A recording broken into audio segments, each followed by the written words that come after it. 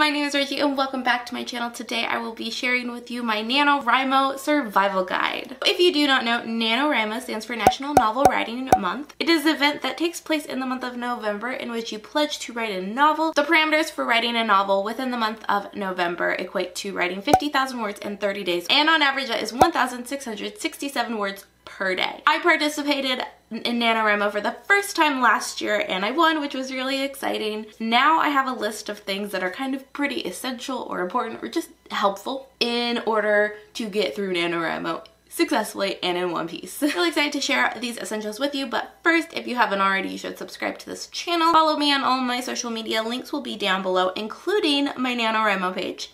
That's not something I always link down below, but I should. So my first essential is kind of an obvious one, but that is a laptop. You need something to do the writing on. Coming with that is like a writing program. I use Scrivener to write. If you are interested in using Scrivener to write your Nanowrimo novel during the course of November, Nanowrimo will give you a 30-day free trial to use the program, and if you win, you get it for like 50% off or something, which is really great. There's so much you can do within Scrivener. In fact, the things I know you can do with it probably just barely scratch the surface. However, if you don't want anything fancy, you could totally use like Word or Google Docs. I highly recommend Google Docs. When I'm writing, I'll easily get distracted by that like number counter that's in the bottom of Word, whereas you have to like physically go in and look for the word count in Google Docs and in Scrivener, which I appreciate. Another thing that in my opinion is essential is a notebook. Everyone kind of plans their own way. I do a lot of my planning in a notebook, and what I really appreciated about the notebook is last year there were times where I like wouldn't be able to bring my laptop like to work or something. And so if I had like an idea or something, having this notebook was super handy so that I could jot down my idea. This notebook is also how I really got started in kind of like thinking about my novel. So inside on the first page, you'll see that I just kind of wrote out some things. It's like really basic. I was like, National Novel Writing Month. Goal, write a first draft of a novel in the month of November. Numerical goal, 50,000 words. Weekly goal, 11,667 words. Daily goal, 1,667 words. Then down here I have like a calendar with like how many words I need to reach by that day to get the goal and like what I did, and it's just like this little calendar system. I liked this, it worked for me. In the beginning, I just really wanted to get myself motivated and thinking about it, so I have like a list of things that will distract me during the month to avoid things like the Gilmore Girls revival. Football, I have like a rough concept, I started outlining, I debated the merits of multiple POV versus singular POV. I have like a list of things I wanted to do before the month started. I started outlining in here, all kinds of things. And then there were days where I'd be at work and I wouldn't be able to write, but I'd come up with a great idea and I'd stick it on a post-it note and then I'd kind of like post the post-it note within the outline where it's supposed to go.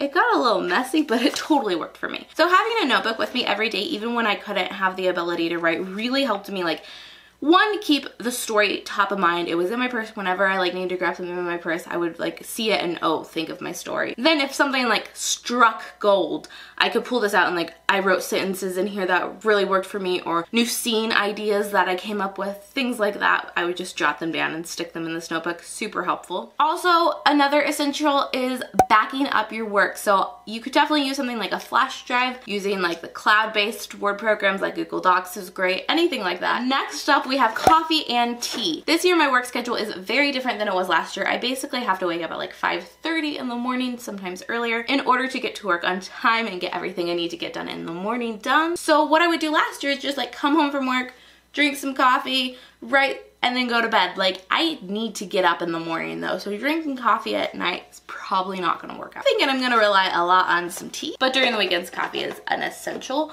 Coffee is a super good motivator, but I do truly believe that at least 45% of Nanowrimo is tricking yourself into writing, and if a warm beverage does that for me, regardless if it's tea or coffee, it'll work. Another essential for Nanowrimo is being warm and comfortable and cozy, so like your favorite sweater or blanket works. Some nice slippers are good. What me and my friend last year did was we would sit in front of her fireplace and write, and that was super nice. But like I said, I truly believe at least 45% of succeeding in Nanowrimo is tricking yourself into writing. So if you're cozy, if you're comfortable, if you're in the mood and ready to write and you can get started, it'll be a lot easier to get those words out. Speaking of my friend's fireplace, my next and most essential Nanowrimo survival guide kit item is a writing buddy. So I think a writing buddy is super important because they'll keep you motivated and excited for writing and all that good stuff. I know for a fact last year I could not have succeeded without my dear friend Randa helping me, encouraging me, pushing me to write. Throughout the month, I would have given up so quickly if I didn't have someone by my side. However, just because I had someone in real life does not mean you have to have someone in real life. If no one in your life wants to be a writing buddy with you, NaNoWrimo's got you covered. Their website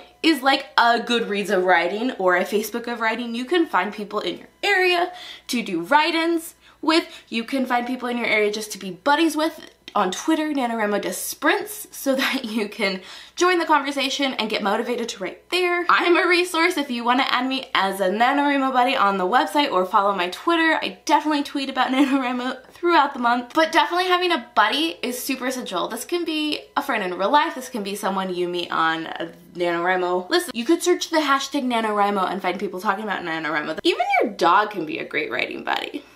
Just someone who knows that you're doing this and supports you. My next essential is headphones and music or a playlist. I use Spotify throughout the month and I love Spotify, especially for nanoing and writing. You can create your own playlist. You can pretty much listen to whatever you want. It's super chill, super easy. I love the option of creating playlists because definitely a lot of people will use their playlist as inspiration for their story, and that's so cool.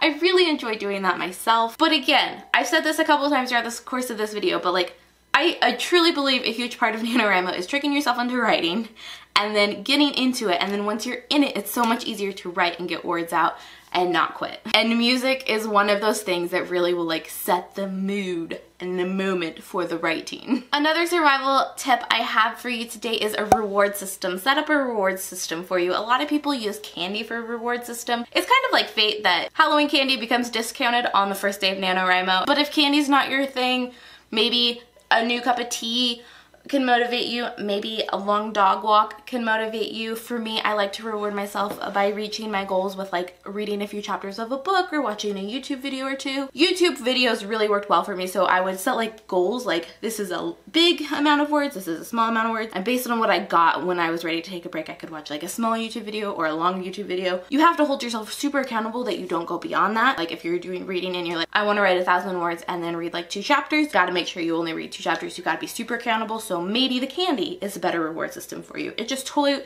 matters on you, who you are, if reward systems even work for you. I encourage you to try to find a reward system that works for you because they're super fun and motivating and help you get other things done so you're not just writing throughout the month, because of course this is not the only thing you're doing, but sometimes during NaNoWrimo it feels like the only thing you're doing and it feels suffocating. So having a reprieve from that, it's nice. Speaking of reprieves, the last survival guide kit item I have for you is books. So it may seem like books are a huge distraction, kind of the opposite thing you want going on in NaNoWrimo. I myself am a huge reader. A lot of you are huge readers. And so it's gonna be hard to cut out reading completely, and it's unnecessary because reading can be a huge motivator for you. However, I do recommend reading the right books, either books in the genre that you are writing to me, or books that remind you why you love reading, or maybe your favorite books, or maybe books that inspire you to write. Definitely recommend books about writing. This year I'll be reading Zen and the Art of Writing by Ray Bradbury. Last year I read On Writing by Stephen King. And if those kinds of things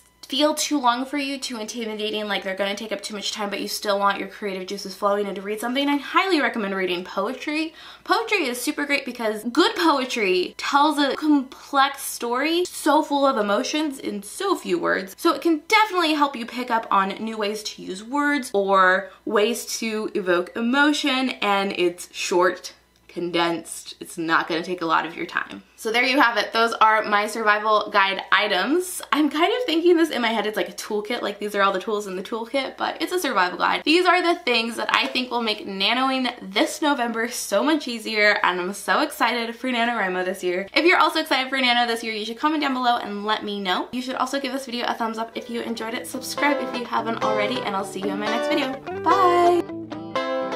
Baby, I beg you, yeah.